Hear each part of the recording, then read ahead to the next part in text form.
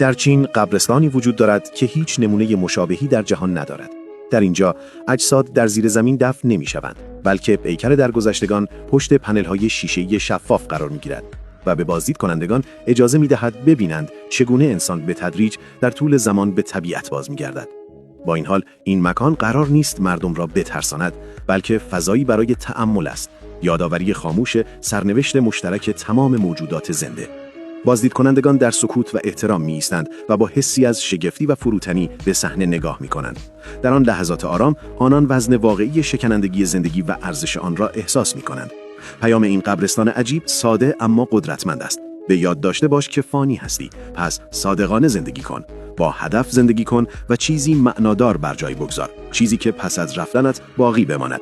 زیرا در پایان آنچه اهمیت دارد پیکری که پشت شیشه است نیست، بلکه میراثی است که در زمان زندگیت می‌آفرینی.